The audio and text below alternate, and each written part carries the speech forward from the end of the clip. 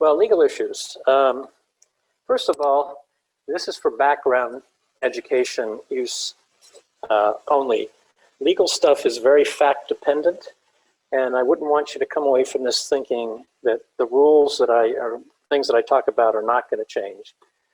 But it's more to think of how do you figure out what the issues are? How do you know when the red flag has come up? That's what I'd like you to get out of this.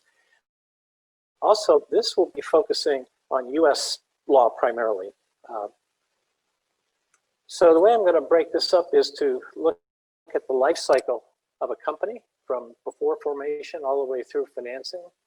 And I'll be looking at intellectual property, legal entity, people, and financing issues. And we'll start first with sort of the idea stage and pre-financing. And we'll look at intellectual property. Who owns it?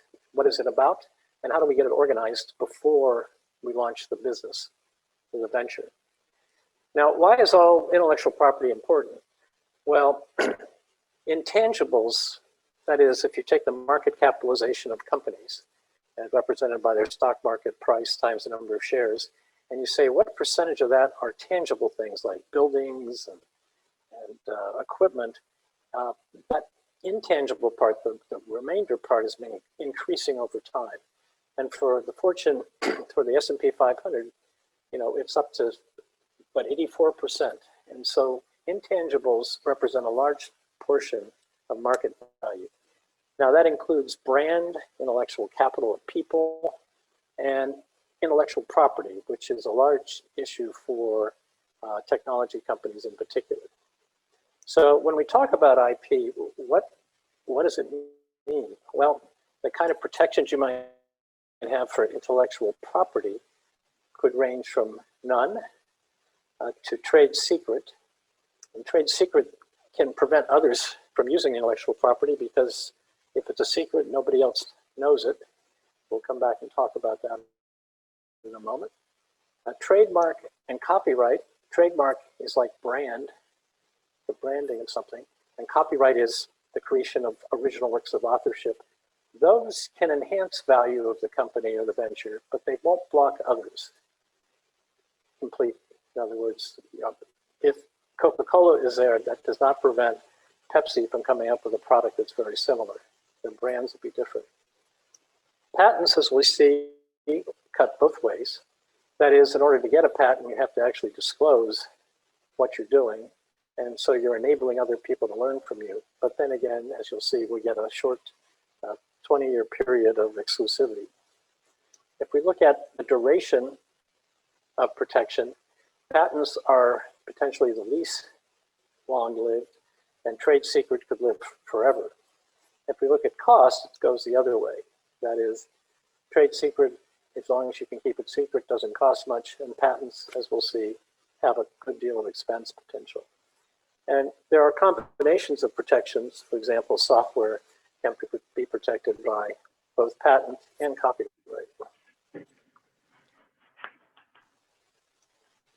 So as you're thinking about your venture, you should be thinking an IP strategy. You should be thinking about a number of things. What is the core technology if it's a technology venture? Is it going to be a product? If it is a product, is there a risk of reverse engineering once it's out there? What is the lifespan of the product or the technology? If it's only going to be a couple years, that's one thing. If it's going to have a longer run. And what is the profitability you're going to have over time? Is this going to have a real potential? Then it's the issue of the business model. Are you going to manufacture and sell it? Or is your strategy to license a partner? Those two things will really tell you how much you want to patent or keep trade secret. There are other non-intellectual property bars to market entry. There might be regulatory. In other words, you can't get into the market without regulatory approval, like FDA. And there may be some economic bars where the capital requirements may dictate that. And then what's your exit strategy? And how does your IP strategy relate to that? Those are all things to keep in mind, and we'll touch on that as we go through this. As I said, I'm going to blast through this pretty quickly. So let's go back to trade secret. It's secrets that you use to give yourself an advantage in the marketplace. The classic is supposedly the formula for Coke, Coca-Cola. Nobody really knows it, supposedly. The protection for trade secret varies from state to state, although there are some uniform aspects. And it's a secret as long as you can keep it a secret. And that's where the use of non-disclosure agreements would come in an important factor. For your venture plan or pitch, you don't really, if you have trade secrets, keep them secret. Keep them out of the plan. Only talk about them when and if and when you get a non-disclosure agreement. As Bob would say, people are really not interested in your technology per se. They're interested in what it can do. And so that's something to focus on. As we move along, we've got trademark, service mark. This is sort of branding. This is developing a name for yourself. When customers hear the name or see the image, think of you. It could be words, logo, Nike swoosh, for example, color. The red on the shoes there is actually a trademark, or sound. The Harley roar, for example. A trademark is a mark under which you sell goods. A service mark is a mark under which you sell services. And there's sort of different levels of trademark here. There's a house mark, which is the name of, say, the company, Lenovo, Virtual Ink, or maybe MGM. And then there's a product mark. ThinkPad is a product of Lenovo. Now it used to be IBM. Mimeo is the product of Virtual Ink, and Rocky is a product of MGM. The rights to a trademark arise from use in commerce, although there is a provision called intent to use. In the old days, you'd actually have to sell something and then go and try to trademark it. Now you can say, I intend to use this name, this logo, this color, whatever, and file an intent to use application with the US Patent and Trademark Office. And then when you actually use it, then you show that you did it. And this way you can obtain a registration of the mark before you invest a lot of money in the advertising and marketing around it. Trademarks arise at common law, that is from use. If you have a trademark from use, you just put a TM, a little TM above the name, or SM if it's a service mark. When you actually register it with the US Patent and Trademark Office, you can put the R in the circle. You should think of a fanciful mark, something that sticks out. Who would think that Apple would be initially a computer and now an iPhone type thing? And don't really pick descriptive marks, something that are merely describing what you're doing. Those you may not even be able to get a mark on those, and it's not really going to be unique. How do you find out if it's available? You can go to the uspto.gov, and they have a trademark search database there. You can type it in, and trademarks are by classes of goods or services. So you can have the same mark in different classes. That's why the more fanciful the mark, the more unusual it is, the broader coverage you can get. So that's trademark and service mark. I think it's important, it's easier to get a trademark than it is to sort of protect a company name. So if you have something you think is really good and consumers react to it, I would go trademark as an important thing. The next thing we had was copyright. So copyright is the right to make copies. It arises from when you create a work of authorship. In other words, if I write a letter to my mother, there's a copyright immediately in that if it's an original work of art. Now, copyright protects the expression, it's not the function.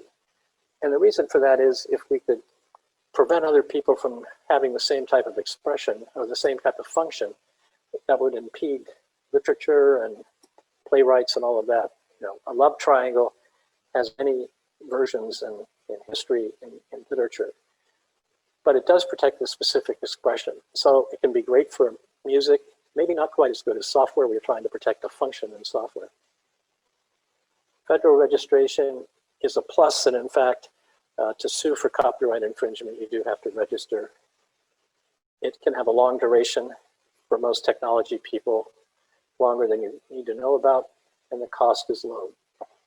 Now, an important thing for your venture, though, and this is really key, is the copyright in something is owned by the author, the person who wrote it, unless that person was an employee and writing it while employed in the course of employment. So if I hire you to program a website for me and you come up with something and you're an employee, I, as the employer, have that copyright. The other alternative is if you're a work for hire. That is, if it's under a written agreement in which you, as an independent contractor, programmer, say, the work you're doing is a work for hire, then I, as the person who commissioned it, will own it. This becomes really key. I had a case once where a client of mine had spent over $500,000 with a software company to develop an export licensing system, or export some sort of trade system, and found out that programming shop was licensing that to all his competitors. So he paid $500,000 for something, and the other people were getting it for substantially less. And the reason was he didn't have a work for hire clause. So for typical ventures where you're not hiring people's employees originally, getting the work for hire part important. If you're a technical person and you've ever worked for a company, you probably have an invention disclosure assignment agreement you've seen. That's why that's there. And of course, you should always check for open source issues. Look at those open source licenses to make sure that you're complying with them in the development of your product. Because as you go forward and you're trying to raise money, the people looking at your venture are going to do what's called due diligence, and they're going to try to check to see if you own the stuff that you say you have. And you ought to do your homework and make sure you get it right. So that moves us then into patents, which are the strongest protection, and it's really a limited time monopoly. It's a federally granted right, comes from the Constitution actually, in the US, to any system or method that is new, non-obvious, and useful. We'll talk about that in a moment. You actually have to apply for it. And like trademarks and copyrights, patents are granted country by country. And so you do have to go and protect it in each country that you think is important. You can think of patents as very much like real estate. If you own a piece of property, the fundamental right you have is to prevent other people from trespassing on it. And in the case of patents, you can prevent others from making, using, selling, or distributing the invention, or importing, actually. So in other words, if I have a patent on something, you can't go to China, make it there, and bring it into the US.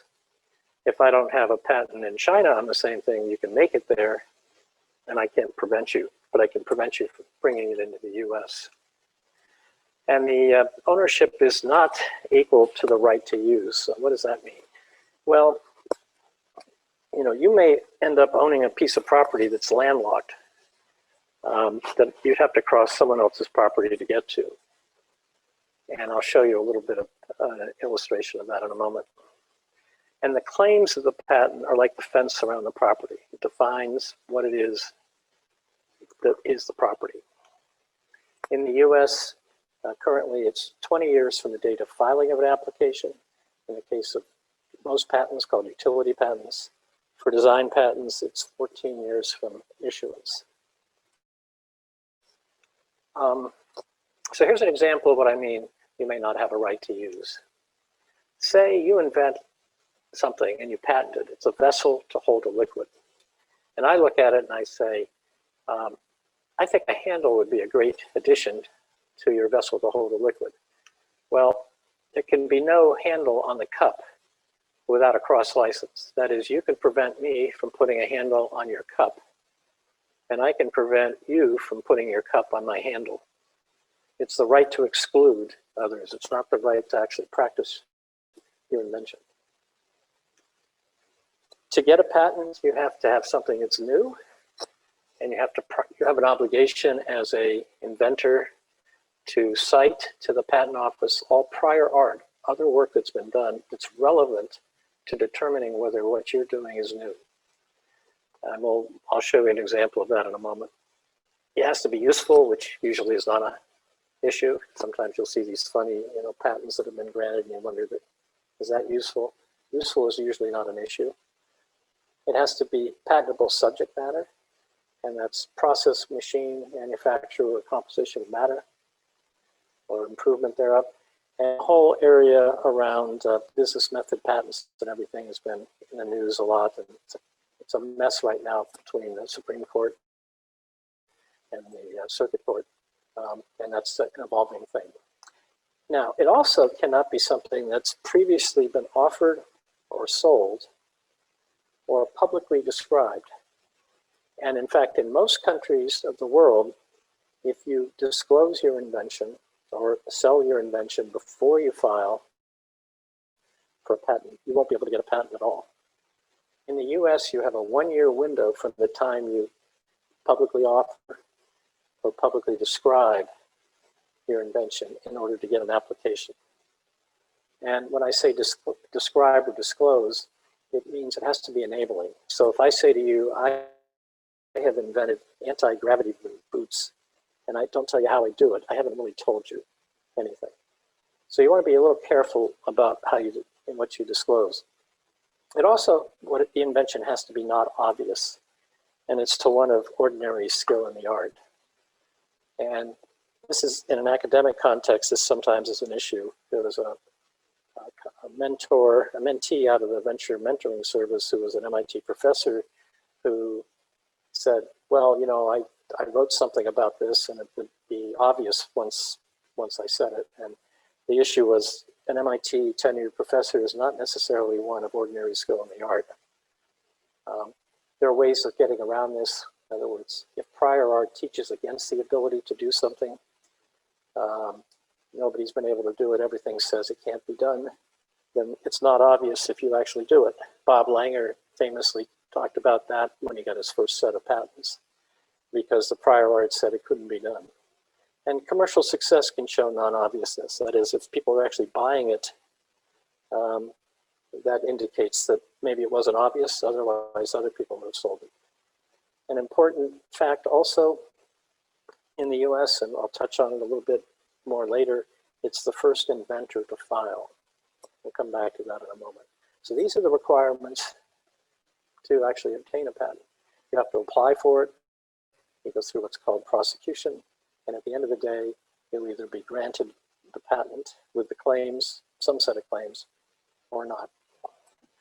Now for new ventures, and this was mentioned in the prior session, an important thing is, do you have freedom to make, license, and sell your product? It's called freedom to operate. And I'm going to show you how you can search for that. And then you have to ask yourself, do we actually own the technology? It's sort of like copyright, and a patent is owned by the inventor, unless the inventor has assigned or agreed to assign it to a company, to the employer, for example. You might end up licensing the technology from the university, and I'm going to talk a little bit about the Technology Licensing Office in a few slides. And then you also have to say, did this go into the public domain? Did you actually disclose something prematurely, or did you actually sell it or offer it for sale? And then what's your strategy on this?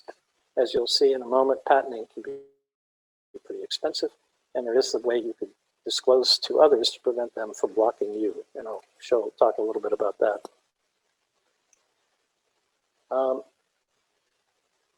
These are other things to look at, and investors will be looking at these things. Does someone else have IP? They could bar you. Failure to look before you launch can be fatal. You might not be able to get a license, and investors typically want to know that the world is clear on this. So that's what we call freedom to operate. And prior art is what you need to find out. Now that could be both other patents or patent applications. It could be publications, etc. Anything that's been publicized. A company I co-founded called IP Vision. We developed technology to do mapping of patents to help understand the prior art and where things are going. As taker of this course, you're free to sign up for free use of the system at seetheforest.com. And I can, when you do that, you can get a free account there. What is this all about? Well, Virtual Ink, our case study, had some patents. And as Janno will talk about his patenting strategy, this is a map of Janno when he got his first patent. The x-axis, horizontal, is time. That little yellow box there is his first patent. And the other boxes on there are the patents that he cited as prior art. Now, if you're an inventor and you knowingly fail to disclose prior art of which you're aware, it can be the basis for invalidating a patent if it ever gets litigated. And so there's the connections between a patent and the patents that it cites. There's something there that you can understand by looking at these things. Versus, say, if you have a paper, you might cite your professor's book as a political matter, even though it's not directly relevant. The boxes are aligned in time. The left edge of each box is the issue or publication date, and the little tails out there are the filing date. So the map there is when Janno got his first patent, and on the map there are these statistics that will tell you what's there. And here's what his patent looked like later. As other patents came along, saw his, they began to cite his. So you can begin to use this to the first US, the portfolio of Virtual Ink looked like this in 2012.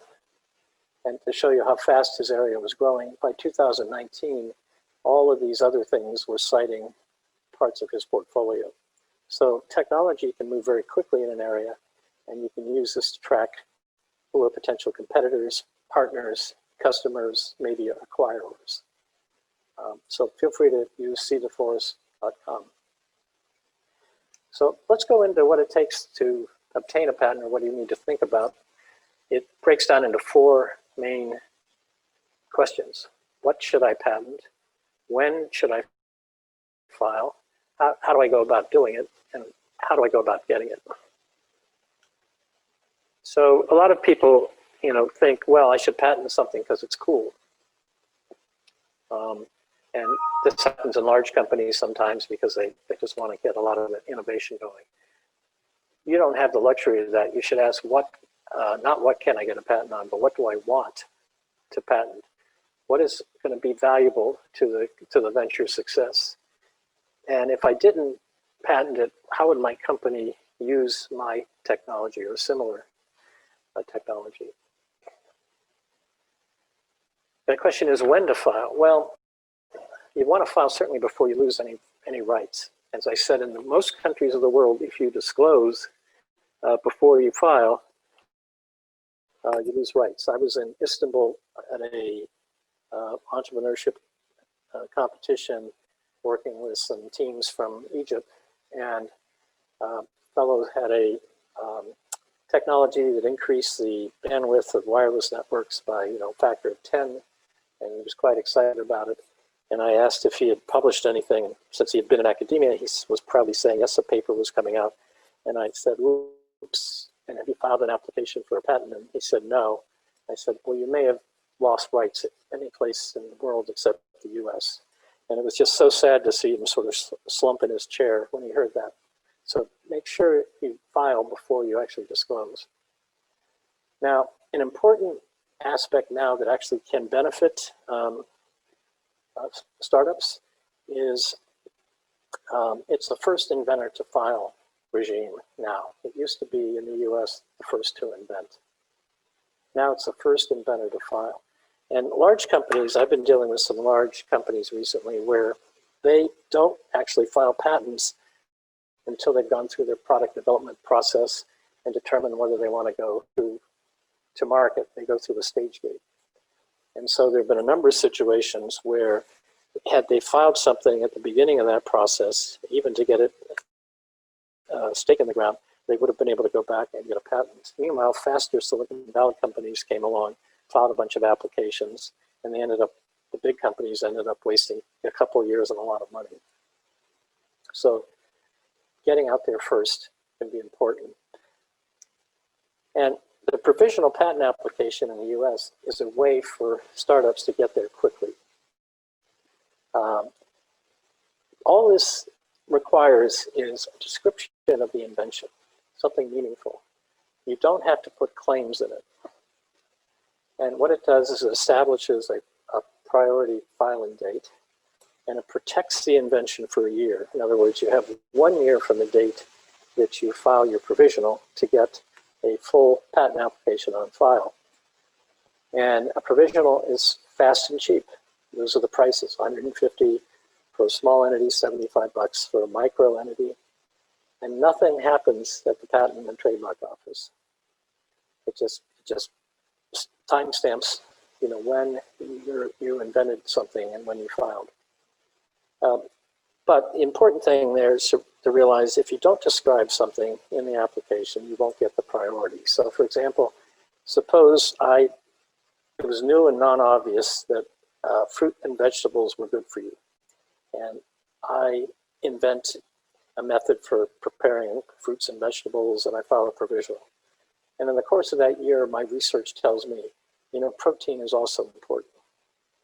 Well, since my provisional application did not include steak protein, I wouldn't be able to claim that earlier priority date. A lot of lawyers will say, well, you shouldn't do the provisional, you should just file the utility. But utility can be very expensive. This at least gets you something on record and gives you some time to maneuver. So if you haven't looked at a patent, you ought to pick one up and read one, especially if you can't sleep very well at night. Some of these will put you to sleep. But it's like a term paper. It's a set of figures and accompanying text. It says what the field of the invention is. It describes the background, usually something about how the world is and why something isn't working and why your solution is better. And then there's a summary of the invention and an important part, a detailed description. Because a patent is a limited time monopoly, we don't like monopolies in the US. We have antitrust laws. So why would we give people a monopoly on something? Well, the founders in the Constitution recognized that it was important to provide some protection for inventors and enabling them to take their invention forward, but realized that if they describe something without protection, they wouldn't go forward. So the societal trade-off is you describe your invention, you the inventor, and we, society, give you a limited time monopoly to prevent others from using it. And that's viewed as being something that allows us to build on each other and build innovation going forward.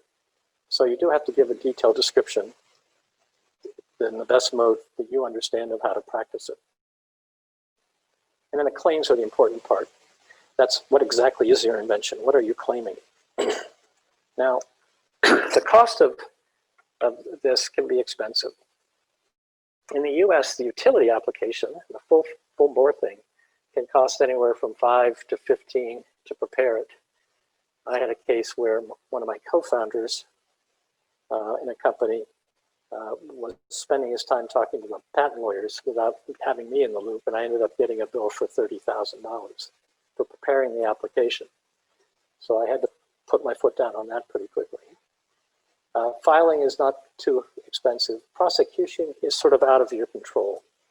If you get an examiner that is difficult, it can run tens of thousands of dollars. So they're not cheap. And foreign applications, remember, patents are granted country by country, can also be very expensive. And I won't go into all the process for filing things foreign.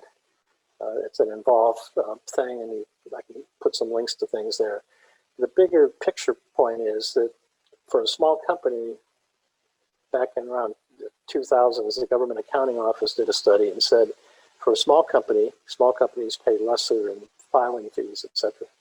It could cost anywhere from $300,000 to $500,000 to obtain and maintain a patent in 10 countries over the life of the patent.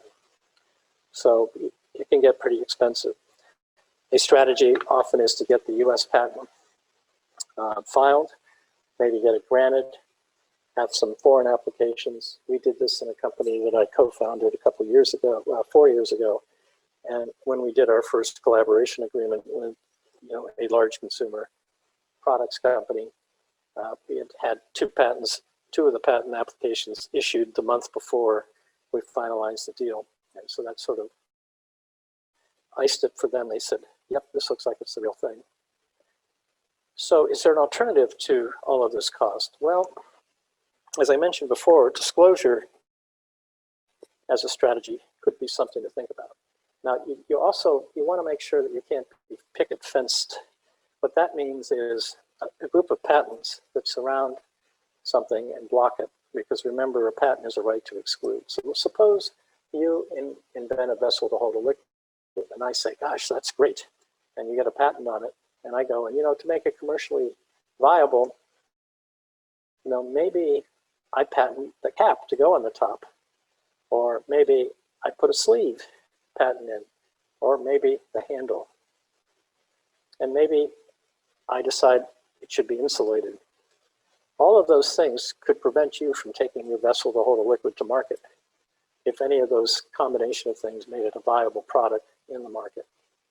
You don't want to have that happen. So one way to avoid it is to actually disclose all of those potential things. That is, I can't afford to patent all of those inventions, but I could say in my application and my patent on the vessel, there are many things you could do to improve this, including a handle, a sleeve, a cap, and an insulation material. And once I've done that, nobody else can claim that because I've disclosed it publicly. An example of what's picket fenced is this next slide. This is a single patent on the left, is a ring patent, the doorbell thing. All the red patents around it are Skybell. And they patent a bunch of things that potentially could be blocking ring. And when you get this deck, which I'll post, you can click and look at those. Now, another thing is to think about evolving patent strategies. And Tesla is a good example. Back in June of 2014, Tesla announced that it was going to not pursue lawsuits against people who in good faith used the technology. And Musk said he felt compelled at the beginning to get a bunch of patents to make sure the big companies wouldn't come along with all of their power and overwhelm him. And as he said, he couldn't have been more wrong. The big companies really were not picking up on this. So the swift Tesla was able to get a product to market faster. Now, the backstory to this is by putting those patents out there and saying we won't sue on them, or perhaps even providing a free license, he was really enabling a market once he had gotten there. In other words, if Henry Ford had invented a car, and in order for that car, internal combustion car, to be a success, he didn't need to own oil wells and refineries and build roads and get gas stations and all of that. And so a number of the Tesla patents out there are on a number of things that by patenting them, they could prevent other people from coming in and blocking. And so by letting other people build all the infrastructure and make money in the process, that actually enabled the market. I point this out in particular on this slide because some nonprofits say, well, why should we patent anything? We're not really there to make money. But I do think that the patents you get on something could control the use of the invention that you have and make sure that you're the one that can maintain the quality control around it. So I think even for nonprofits, patents could be something to consider. So practical checklists for stuff now that we've been through. If you have employees, you'll want invention, disclosure, and assignment agreements. So you make sure that your venture owns those inventions. If you have consultants, you want to make sure you have a consultant agreement specifying in writing that it's a work for hire and that you as the venture will own it. You'll want to use non-disclosure agreements with third parties where appropriate. Footnote on that, most venture investors will not sign NDAs because they see so many things they don't want to be blocked if the next person coming in has the same idea. You want to avoid infringement. You want to make sure you have freedom to operate. You want to understand the patent landscape to make sure that you're not investing a lot of time and money where you're going to be blocked. And by the way, looking at some of these patent landscape maps, you can see opportunities where other companies have been trying to solve the problem that you're solving. And by looking at their patents, you can see whether they're potential partners, etc. You want to preserve your patent rights. Consider provisional patent applications. They're quick and cheap. I've even seen papers that were being given at a conference, have a cover page put on them and filed as an application. You want to make sure you file timely. You want to be the first inventor to file, not the second, because you'll lose if you're the second inventor. And you want to make sure you haven't been disclosing it publicly before you file. And you want to avoid being a picket fence. Consider disclosing inventions. If you think your invention is core and your patent lawyer thinks you can get very strong claims on it, that's a time when maybe disclosing all of the additional things around it could make sense. But that has to be determined on a case-by-case basis. Speaking of attorneys, when you're dealing with lawyers, you're paying for expertise by the hour, and it can be pretty expensive. You want a disciplined approach. You want to understand your goals. You don't want to just go in and say, oh, here's a cool invention, and here's my lab notebook, or here are my notes, write it up, because you're going to be paying the lawyer to write those up. You ought to be able to describe what it is your invention is. As we've been talking about in this course, who cares, why do they care, what benefit do they have, write those things up, hand all of that to the lawyer, and then you'll be able to get it through faster and cheaper. And in the materials, I have an article called 10 Commandments of How to Work Effectively with Lawyers. Now, I did mention we would talk a little bit about university licensing. The background on this is the federal government funds an awful lot of research. And prior to the Bayh-Dole Act in 1980, the US government managed the IP centrally. And very few patents were commercialized. And the observation was, why are we doing this centrally? We ought to decentralize this and give the obligation and the rights to patent this back to the universities that we're funding because they're closer to where the invention is. And so the Bayh-Dole Act permitted universities to retain ownership of IP. They had to, they could license it, and it dramatically accelerated the commercialization of IP. In the case of MIT, the IP is managed through the Technology Licensing Office, the TLO. MIT will own a patent or copyright if a significant use was made of MIT facilities or MIT funds were used in the inventing process. When you have commercial entities sponsoring research at MIT, those things are all managed through the TLO and the Office of Sponsored Research.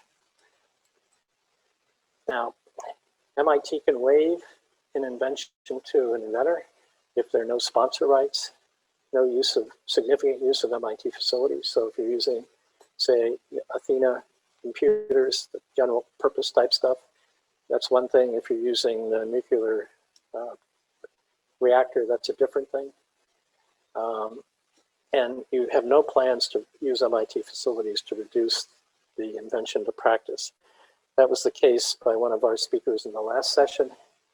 Typically, why Kendall Square exists in part is you would license a technology from MIT, the core, you go across the street to Cambridge Innovation or Lab Central, and outside of MIT, and that's where you do the continual development. So there's no claim that MIT actually owned the follow-up work.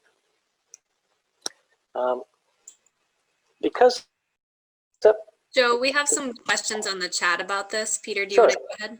Yeah, that's great. I can't see the chat, so what can you summarize?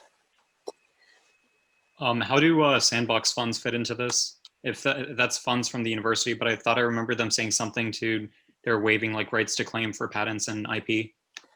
They can. In general, what I'm talking about is a general process. Both the engine and sandbox have had some exceptions because they realize this is an issue. I have not studied the sandbox thing in particular. So that would be a subset of something. I'll follow up on that though. Thank you. One of the things, the TLO used to be run sort of by patent lawyers, and it changed a number of years ago by bringing in business-related people, and also the recognition that at a place at MIT, there are an awful lot of smart people that have a lot of smart ideas, and maybe there's some ways the TLO could encourage some of those ideas, even if MIT didn't invent it. That would be the case for the nail polish, for example. And you could ask the TLO if they would take your invention, and if they accept, then there would be the same royalty sharing as other MIT inventions. There was also a mention about an option to startups. So as a startup, you're trying to balance a bunch of things. You're trying to develop the prototype, you're trying to raise money, you got all these things in the air. And the option that you can get to license something from MIT allows you to then go forward and have discussions with a funding source saying, I've got an option to license this exclusively for this field, and you sort of tied this up. And now the investor would say, okay, they've got a license, so if I put my money in, then they can execute on the license, and all of that works. So it's a way to help startups go, especially if there's any question about whether MIT owns the technology. You don't want to try to sneak it out the back door, because that'll be found out in due diligence, and the option is a good way to go. So what are typical license financial terms? I'm going to show you some things. This is sort of broad brush to give you a ballpark. I'm not saying this is all current process, but let's take a look at it. There are issue fees, which means what do I have to pay in order to get the license? There are maintenance fees. What do I have to pay to keep the license? Diligence means I've got to take whatever I'm licensing and trying to move it forward. I can't sit on it. Royalty as a percentage of sales is typical. And there's a requirement to pay for patent costs, and there may be some sponsored research things. So let's look at what the terms are. In the MIT case, for example, if you're not giving any equity to MIT, you might have a license fee in a range of 50 to 150K. The maintenance fees might be 50% of the expected running royalty rate. You can't sit on the shelf. You have to actually pursue this. Royalties could be anywhere from 3 to 5%.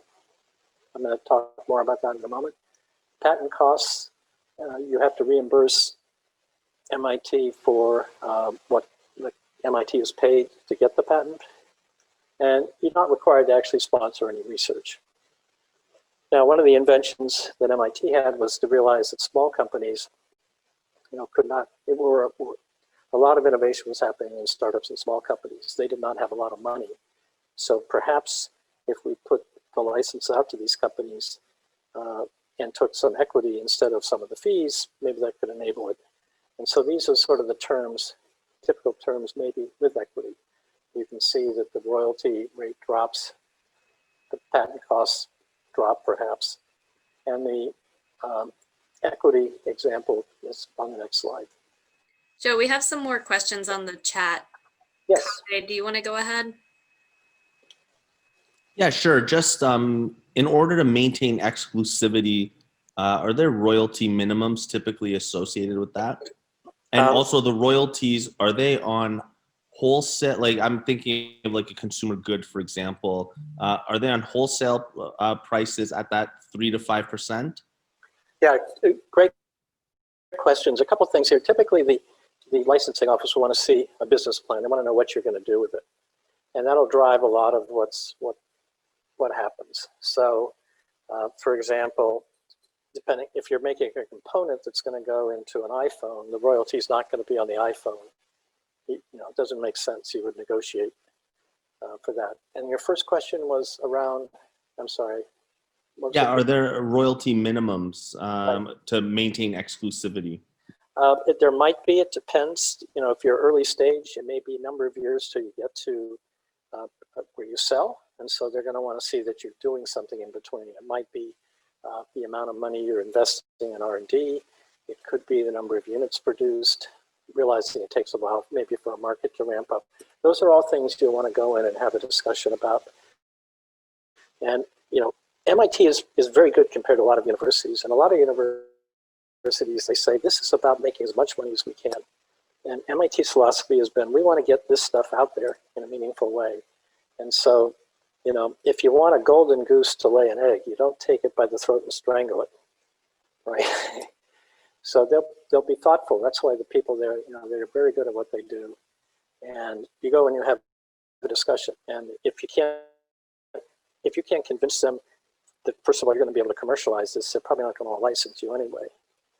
And so it's really a back and forth as to what will make sense, what will make this happen for us. Does that make sense? Yes, thank you so much. Okay. Thank you. And typical equity terms, I mean, again, this is just ballparks, usually maybe single-digit percentage of equity. And think about it, if you go to raise money and you've got MIT as an investor, that says something. That equity percentage usually is maintained until you raise the amount of money you say in your plan. In other words, it won't be diluted. When you raise the amount of money after that, then they'll get diluted. MIT will get diluted like everybody else. And I'll talk about dilution a little bit later. So if we have time for more questions, Kelsey has a question as well. Sure. Yep. We have about 12 minutes here. So let's go as far as we can on this. And then, I'll either record the rest of this separately and post it, and I'll certainly put the slides up. So go ahead, Kelsey. My question was just around, if your product is software, does the patent need to include the actual code or just the output of what the code does? Well, you can't technically patent software. You have to couch it in terms of it accomplishing something. The first case on this was around a computer-controlled process for how long you keep rubber in a mold for a tire. And even though it was software, the algorithm was what they were trying to patent. It was couched in terms of a system or a method for creating a tire. And so it's beyond the scope of what we can talk about here. The answer is it has to be couched in terms of something accomplishing something, not the code itself. Thank you. These are some typical royalties for university patents. This is a few years old, but to give you an idea along the lines we were talking about before, the percentage depends on where things are and what it's about. And so when you go make your plan, you're going to be doing projections of what the market looks like, et cetera. And these are some of the things that have shaken out. This will be in the slides that I'll post. So in the remaining time here, I want to talk about the next step, which is, do I have to have a legal entity? To start up, what is that? Well, if you do nothing and there's more than one of you, then you most likely have what's called a general partnership. That's two or more persons engaged in business intending for profit. And you don't need a written agreement, you don't need anything. The problem with that is you have joint and several unlimited personal liability. And the ownership without an agreement is based on the dollars invested. So if I'm the money guy and I put $1 million in and you put $1 in, then the percentage is going to be $1 million over $1 million, one to me, $1 for you. No outside investor wants a general partnership because they're going to be personally liable potentially. So that tends to drive you towards an entity. And we could go into a whole session on various types of entities, but typically for technology type of companies, it would be a corporation, and often a Delaware corporation, because Delaware has a pretty refined corporate law, so people know what to expect. Also, if you have a company or a plan that's going to require significant financing, Delaware is probably the best place because of the way the law is written there. And the agreements and the terms are pretty well understood in Delaware. Now, as I said, we could have a whole sidebar on limited liability companies and all other things with Delaware.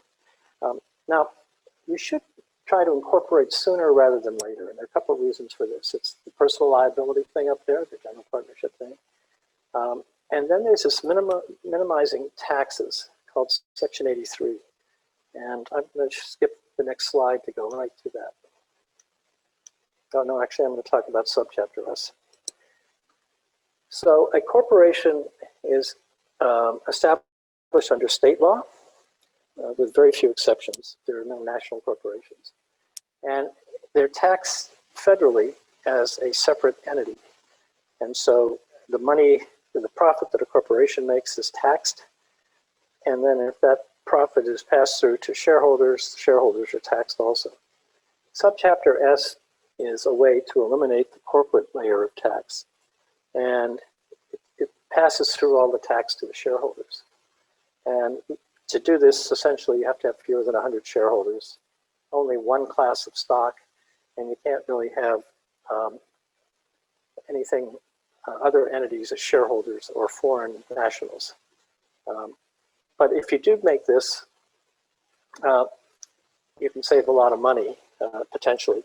You'd say in the case of startups, but don't startups have losses? They raise money, they invest in R&D to develop the product, and that all gets expensed, so they have losses. So why would I care?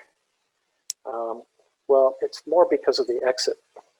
Most companies that succeed and cash out do so through acquisition rather than IPO.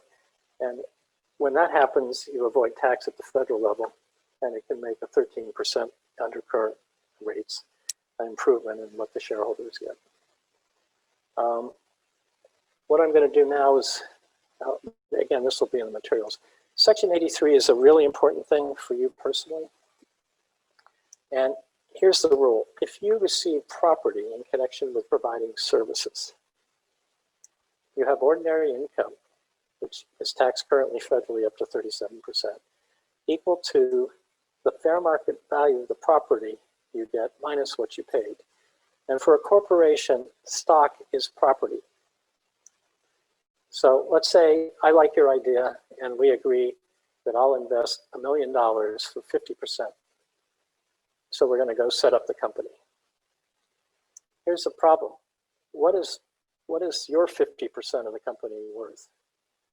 Well, it could be half of the million, since the other thing in the company is your ideas, and you pay zero. So you have ordinary income of $500,000, and at 40%, you owe $200,000 in cash, right, and taxes right now. On the other hand, you could say, well, why would I get half the company for $1 million if the other half wasn't worth $1 million? So it could be even worse. So the way to avoid this is to separate in time when the stock is issued to you from when investment by others. In other words, if we set a company up today, you're going to go out, you're going to do all your customer discovery, you're going to do your pitches and everything. We issue your stock right now. It's going to be X number of months, even if you're successful, before I come along as an investor. And what we'll argue is, hey, ideas were a dime a dozen until the money came along. And so what you do is you issue the stock early and you make what's called an 83B election.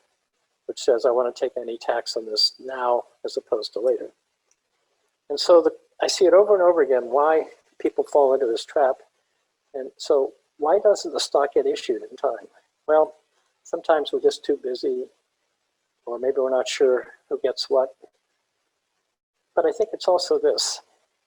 After watching this through the 100K for a number of years and looking at how people divvy up equity, I began to realize, at least for technology companies, you have the technology side and the business side. So if I ask you, what is relatively important at t equals 0, where is technology versus business? You'd say, well, technical's up there, because if it doesn't work, we don't have something. And business is down here because there's no business yet. And the relative importance over time is technology goes down in relative importance and the business side goes up. And if you're thinking about divvying up stock back at the beginning and you're the technology person, you're thinking, well, geez, it's my invention. You know, I'm working 80 hours a week on this. The business person's got a day job working weekends. Boy, I maybe shouldn't have to give up more than a couple %. And so we procrastinate, or we have a problem around this. Whereas if you think about what does it take to make a success of it all, you would come to a better understanding. We'll go into a little bit more of how equity is split up. Charlie Tillett in a few next week. He's next week. We'll talk about that more. In the last few minutes here, I just want to talk a little bit about people. We've had a couple of sessions around people as it relates to founders. You want to realize that in a closely held corporation, you owe each other a fiduciary duty.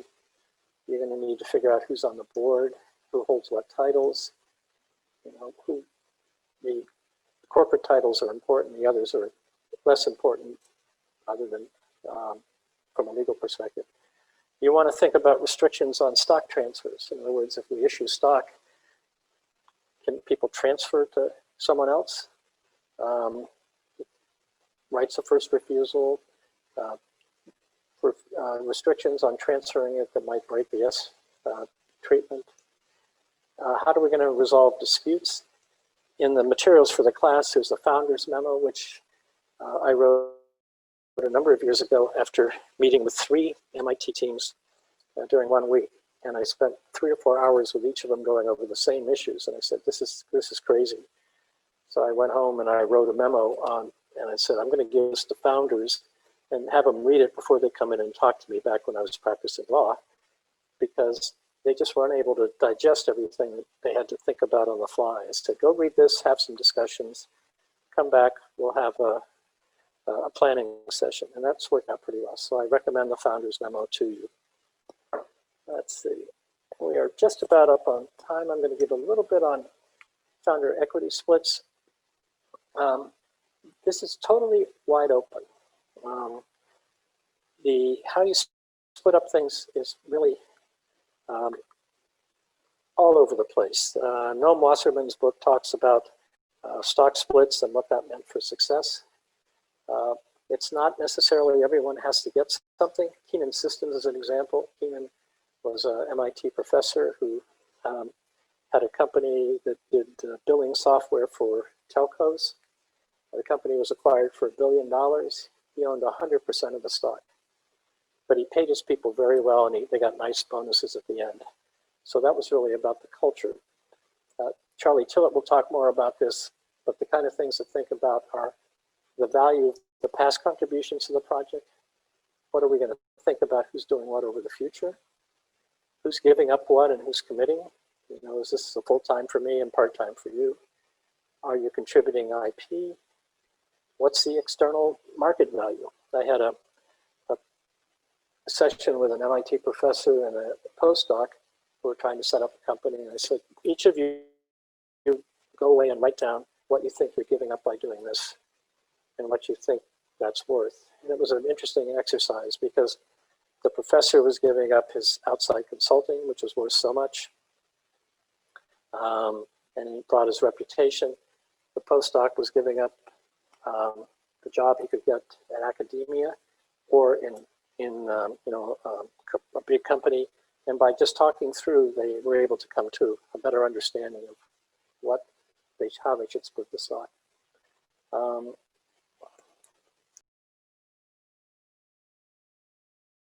This is picking up where we stopped last night. And the question was, who gets pie and how big are the slices when you're talking about equity in a company? And in particular, for people that are not the founders, what fraction of the ownership of the company goes into an equity compensation pool? Typically, the initial pool is for 2 to 3 years, and it is derived from the headcount plan. Charlie Tillett will talk to you about the headcount plan when he comes in a few days to talk about financial projections. In a typical first round venture financing, the size of the pool, in my experience, is anywhere from 12 to 18% on a fully diluted basis, meaning after all the investors have converted. It would be closer to 12% if there were key members of the team already there, and perhaps closer to 18% if there are some key hires that are needed. Who's eligible for equity compensation? Well, that's really a question of philosophy. Typically, venture investors will want to see a pool for the employees. There may be middle rank and file employees. That could be more of a company decision. Directors, certainly, and certain consultants. The size of the award, it depends on the labor conditions out there. There's a market for people, so time and expertise. And you can key this in a little bit by looking at surveys and compensation experts.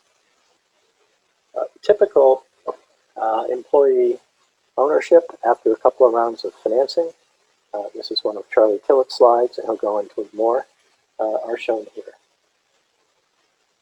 And I'll let him explain that when he does his presentation. He'll also walk you through equity distribution example of how over time the number of shares you give out become a lesser percentage of the company as additional funds are raised and additional shares. Now there's a distinction between what we call numerical dilution, meaning the percentage goes down, and economic dilution, which means you may have fewer percent of the company, but that percent may be much larger if the company is growing. And you'll see about this when Ronald shows you an example for Virtual Inc. Moving on then, what are the common forms of equity compensation that you can deal with? What's the menu items? Well, there are 3. There's restricted stock. There are incentive stock options called ISOs. Those are special tax qualified stock options that are given to employees. And then there are non-qualified stock options, NQOs, and those can go to anyone. Stock that's sold or granted outright, usually when the value is low. It starts the capital gains for tax purposes and the Securities and Exchange Commission holding periods running. It's subject to vesting and buyback by the company. We'll talk about vesting in a moment. The holder of the restricted stock does have voting rights. That's an important distinction as compared to options. If the 83B election is made timely, there will be no or modest income at grant and no further income tax consequence until the stock is sold. And from then it would probably be capital gains if the holding period had been long enough. No employer tax deduction for the increase in value beyond what the 83B election covered. Now, we have incentive stock options, or ISOs, as another form of equity compensation. These are options that comply with tax requirements. They're only for employees of the corporation. And the exercise price, that's the price you have to pay in order to get a share of stock, has to equal the fair market value of the stock on the date of grant of the option. And under IRS Section 409A, you typically get a valuation report to support the fair market value. The ability to exercise typically will vest over time. There's no tax on the grant or on the vesting of the option. There may be a possible alternative minimum tax on exercise, depending on what the spread is at the time. It's an esoteric point, but keep that in mind.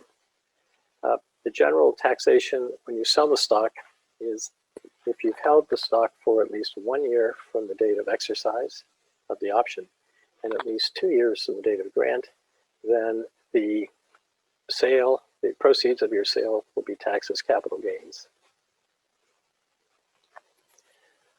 The third major form of equity compensation is non-qualified stock options, or NSOs. You have complete tax freedom in design, but there may be accounting issues if you have the exercise price too low, for example. It could be deemed that you've granted the stock outright. If you reprice the stock, there may be some accounting issues, and there's also the issue on the vesting for performance. There's no tax on the grant or vesting of a non-qualified stock option, but there is ordinary income when the person exercised the option. The employer, the company gets a deduction for that. That's a non-cash deduction. The company didn't have to pay. In other words, if I pay you a salary or I pay you a consulting fee, that's cash. But I get a deduction as an employer if you exercise your non-qualified option. So sometimes there's provision for paying you additional amount of cash to help you pay the tax.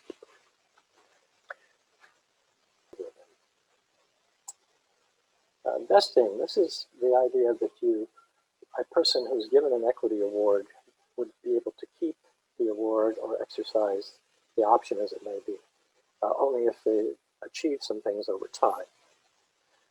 Because if I give you the equity now and you don't have to do anything more, I've sort of given it away without getting something in return.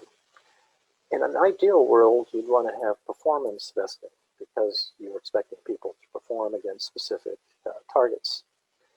This doesn't tend to be practical because the company's direction may change, the product may change, the business strategy may change, and there are also some accounting issues. So the default is time-based vesting, and the typical vesting for most venture deals would be 4 years. Typically the first year you get nothing unless you've stayed for 1 year, and then 25% vests, and then typically monthly or quarterly thereafter over the remaining 3 years. There is discussion about whether there's a debate whether accelerated vesting on change in control of IPO should happen. That is, if we have achieved a successful exit or an IPO, shouldn't that indicate success and shouldn't the stock vest? That's one view.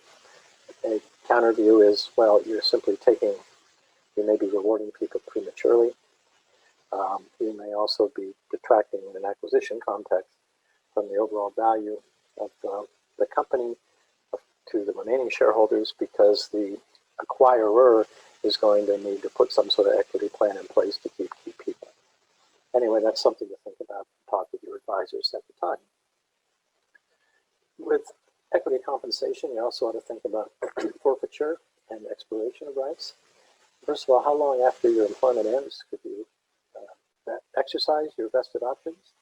Well, under the incentive stock option rules, this is generally limited to 90 days. You may have provisions that say you forfeit your rights if you violated some agreements, and those are things to think about. Another issue is, can the company repurchase vested equity for fair value if somebody leaves?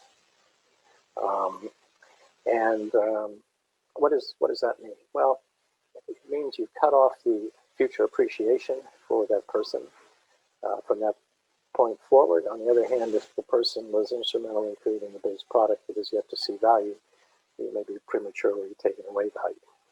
I discuss these in my founder's memo that I recommend to you in the materials. Okay, we're going through the people issues. I've circled on this chart independent directors. You should think about getting them sooner rather than later. And the reason is if outside investors are going to want to have some representation on the board and they're going to want their people there. If you can find a good independent director, someone respected by the community, who can moderate things between the company insiders and the outsiders, this can be very valuable.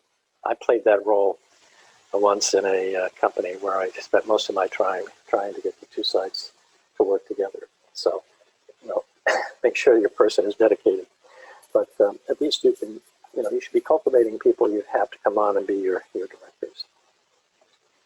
Now we're going to switch over to talking about financing and financing instruments. The first thing to think about when raising money is when you sell securities in the U.S. or raise capital, there are legal obligations you have to do. First of all, you should properly paper over even friendly deals to avoid misunderstandings down the road. You should be careful about using your venture plan or your pitch deck to quote sell securities, because this can create problems under the securities laws. Under federal law, all offers of securities must be registered with the Securities and Exchange Commission, and this is an expensive process. This is the equivalent of going public. And you have to do that unless there's an exemption. And one of the exemptions typically relied on is the so-called private placement. Private placements, you should use an experienced securities law attorney. You can avoid, you should avoid dealing with individual investors who are not accredited. And currently, this is changing, but currently accredited is somebody with $200,000 in annual income over the last 2 years, each of the last 2 years, or $300,000 with a spouse, or $1 million of net worth. You should include risk factors in the disclosure materials. This is where the idea of an actual business plan that describes the business, and then the securities lawyers put other things around it needed to comply with the law. You should provide a capitalization table showing who owns what, or at least what percentages are owned by various groups. And you have to be careful, because under SEC Rule 10b-5, you can be liable if you make a material misstatement of fact or you omit to state a material fact. And to make sure you control where the documents are going, you should consider numbering and put legends on them. And for most of these, you will have to file a Form D under Regulation D. You make a filing with the SEC. When you see in some of the blogs and emails about company X raised so much money or did this, they're picking that information up from the Form Ds, which are become public information. You should avoid, because it's private placements, you should avoid making any public announcements or articles about it. That could be destroy the private placement aspect. Blue skies laws are laws in each of the states governing the sale of securities in those states, and they do differ from state to state, so you'll want your experienced people to guide you through that. And the problem is, if you don't comply with all these laws, you can trigger what's called a rescission offer. And what that means is you're required to either stop. The stop order would be to stop selling. Rescission means you have to make an offer to pay people back. And this can result in personal liability to you. So you don't want to trigger a rescission offer, so comply with the securities laws. And I see this too many times, don't offer to sell securities in the plan of the pitch deck.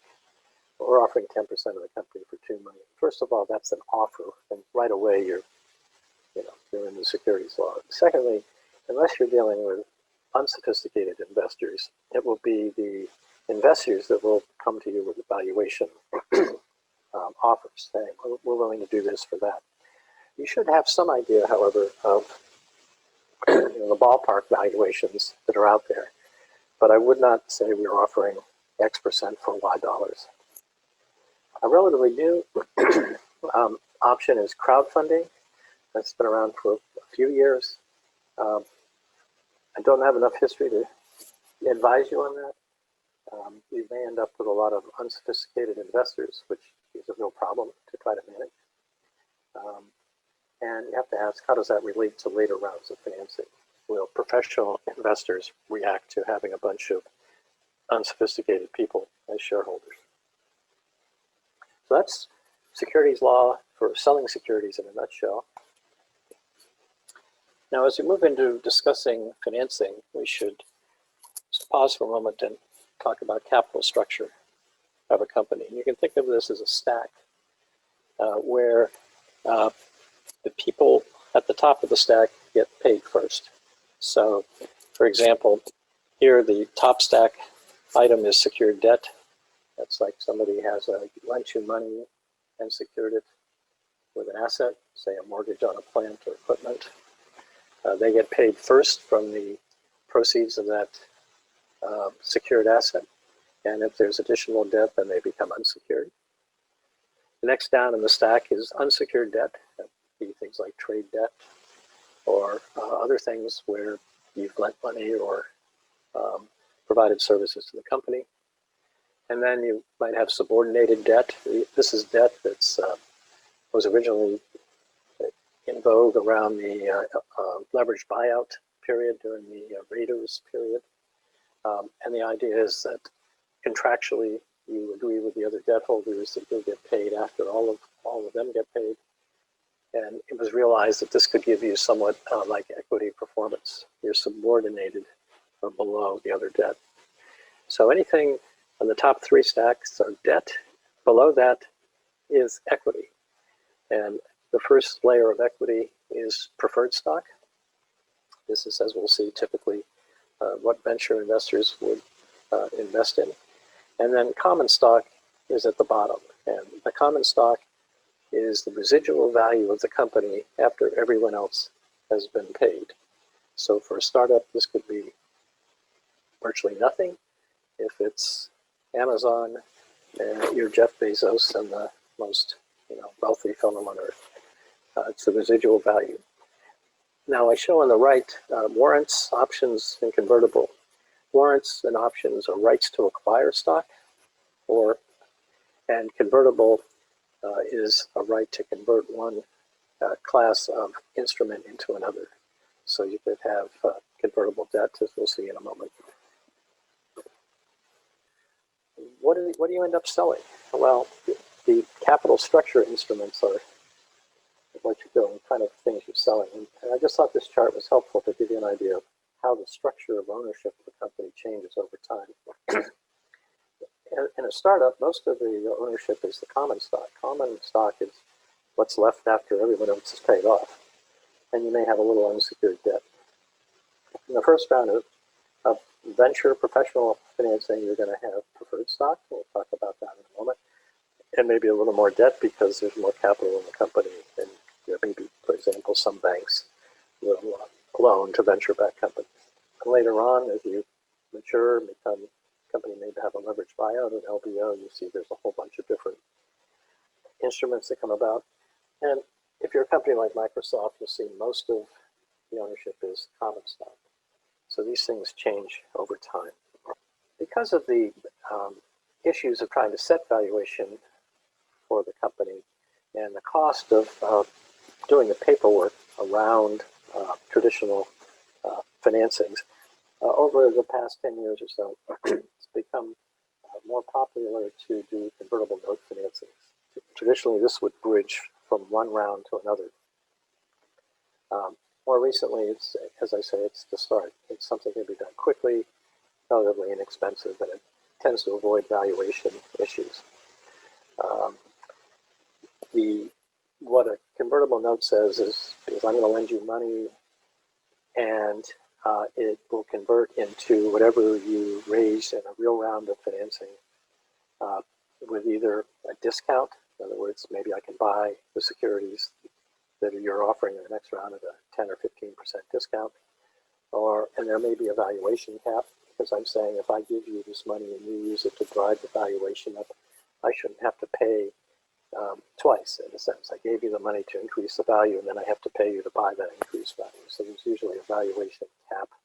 It says no matter what, I will not have to convert at a price over X dollars. There are pros and cons to these, and there's some good discussions of these sources that I provide here on the slide. Here's an example of a term sheet for convertible notes, and you can read more about these. Cooley, Wilson, Sonsini, and Goodman Proctor have some really good websites to talk about convertible note financing. An alternative to convertible notes are something called safes. This is a simple agreement for future equity. It came out of Y Combinator back in 2013. And unlike a convertible note, a safe is not in the loan. It doesn't have interest, and there's no maturity date. And because of that, it's not subject to a lot of the regulations that issuing debt may have in many jurisdictions. There are the same issues of valuation caps and discounts, and I provide a source here for you to explore that further.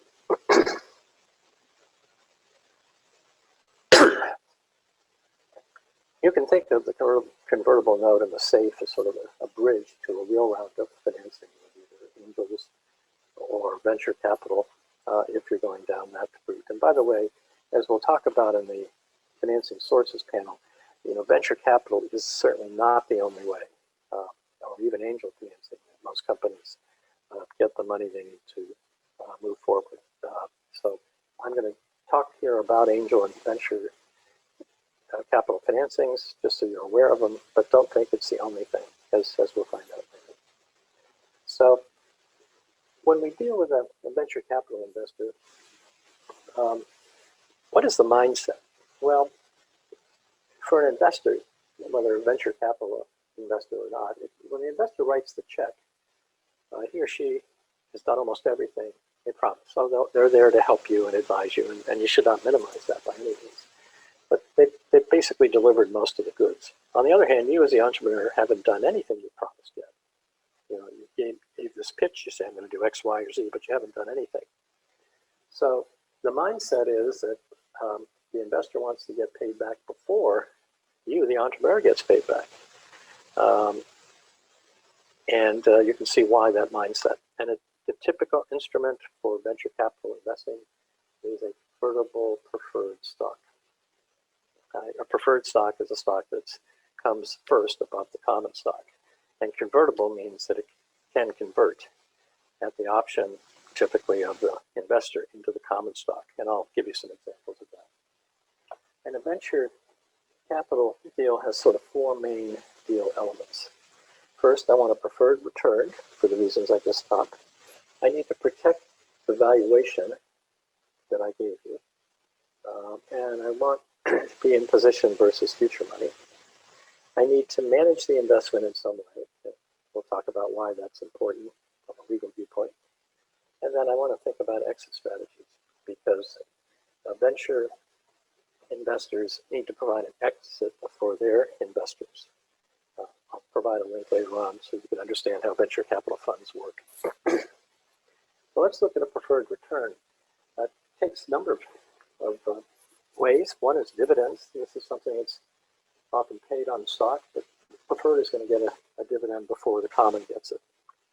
And it could be accumulating or accruing. I mean, the investor knows you're not in a position to pay interest or pay a dividend because you're using the money to build value and you don't have positive cash flow. So the dividend may accumulate. And if it does for a long period of time, that gives extra money at the end when you settle up.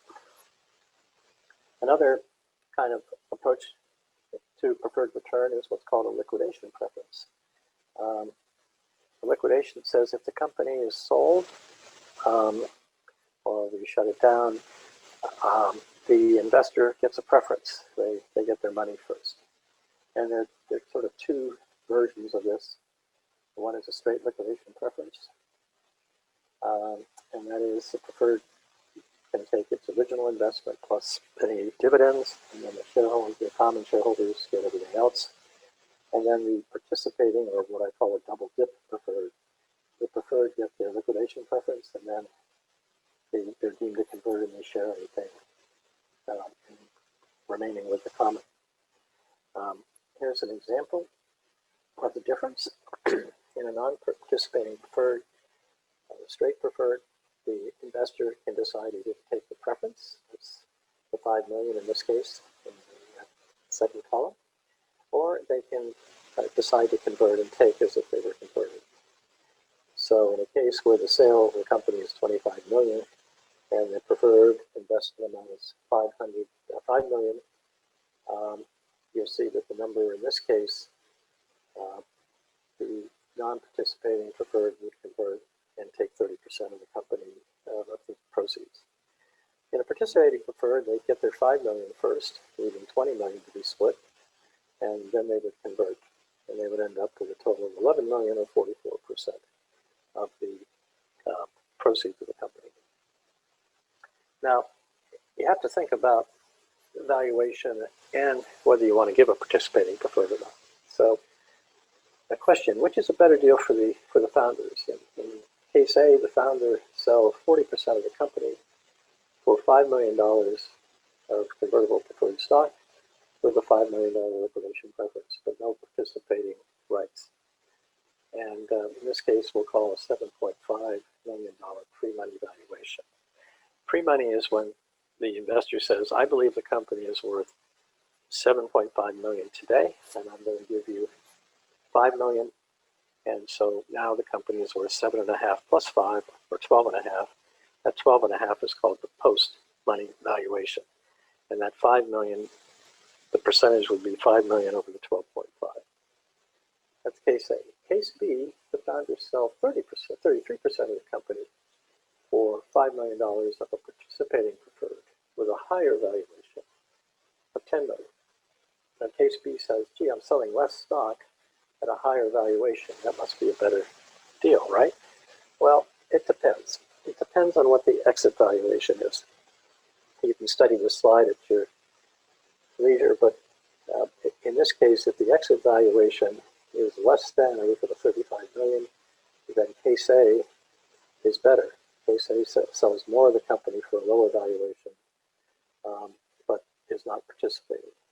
If the valuation is above 35 million, then the participating preferred is going to take more of the value than the straight, the case A preferred. Anyway, study this up and you'll see that it depends on the exit valuation. As I mentioned before, what are liquidation events? Well, it could be the sale of the company or its assets, or doing a merger. Those are things that will trigger the liquidation preference. The second major deal element that we talked about was protection of valuation and position relative to future money. So if I give you a $10 million pre-money valuation and I give you $5 million, then we have a post-money of $15 million, and we go ahead and we execute on the plan. And let's say we have to raise more money, and because things aren't going well, the valuation of the company actually decreased. I'm sort of, as the initial investor, I'm hurt. And so typically I would want anti-dilution protection. And I'd also want, which I'll talk about in a moment, and also approval rights on, at what price, and when can we raise additional money. So that'll be typically the deal. The anti-dilution refers to conversion. In a convertible preferred, the preferred stock will initially convert into common, typically at 1 for 1. In other words, if I decide to convert my 1 share of preferred, I get 1 share of common. The anti-dilution says if, well, the conversion events would be either I can do it on my own, typically I wouldn't. It can be forced where some percentage of the preferred agree to force everyone, and typically automatic conversion on a qualified public offering. The conversion ratio, as I said, is typically 1 to 1 to start, with some exclusions that your lawyer can talk to you about. The anti-dilution provisions, though, talk about in the event we raise money at a lower value, I'm going to get more shares if I convert. The anti-dilution adjustment increases the number of shares received on the conversion. And the adjustments are if you're raising money or some other things are happening here. There are 2 basic types of anti-dilution. There's the full ratchet, which says if you even issue one share of stock at a price lower than what I paid, then my conversion price drops automatically to that price. That's like a full ratchet down, and that's not a good thing for a founder. A more typical one is a weighted average, where we weight the number of shares that were issued relative to the amount of money raised, and it takes it down. Here's the formula for that. You can study it after class. Examples of anti-dilution, and both Charlie Tillett and Ronald will go into this more.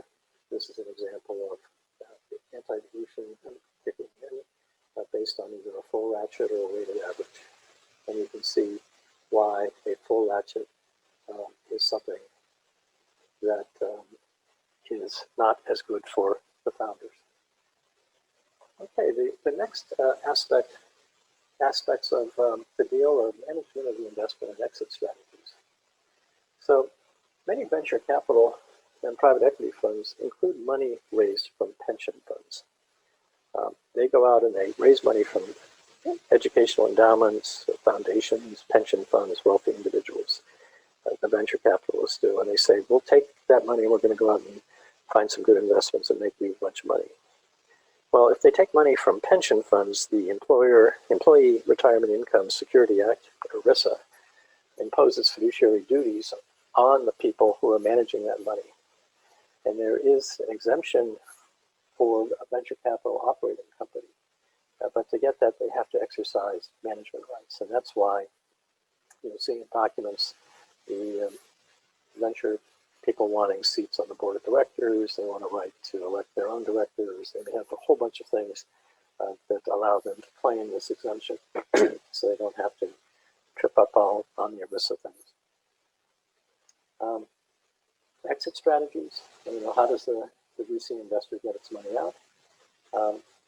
I have a piece in the materials called A Beginner's Guide to Venture Capital. It describes how venture funds raise money and how the venture capitalists themselves are rewarded.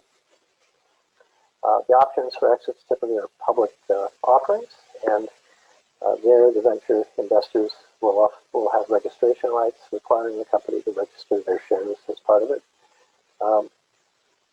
By far the largest exit mechanism are trade sales, that is, acquisitions. So you can think of venture capital in a sense as outsourced R&D for large companies. If I'm a large public company and I do research, that research is an expense that hits my profit and loss and lowers it. On the other hand, if I go out and I acquire your company where you've shown your technology works and there's market traction, that's an investment. And I put that on my balance sheet and it doesn't hit my P&L. So, and also you de-risk the situation for me. I've got all these people and doing research and I may have the wrong team, the market may be shifting. You go out and you de-risk it for me. I'm willing to pay a premium and then I'll take what you've done and throw it through my sales and marketing organization. And so that's sort of what venture capital does. It's a bridge between those. In a very few cases, redemption rights become the option for exit. That is, we're not really public. We can't force public offering. We're not really in a position to sell. The founders are doing just fine, making a bunch of money, and we're stuck here as investors. So the redemption rights say, okay, I want you to buy me out. And so now the company has to figure out how to do that. And often, and that means, okay, I guess we're going to have to sell the company or do something to get the money to buy out the investors. And so that's the timeline of legal things that I thought would be helpful to you and the nuts and bolts of getting things going. Do look at the venture capital terms, which is a more in-depth discussion of what I just went through. And I'll say thank you, and I'll send my invoice for all this valuable legal advice.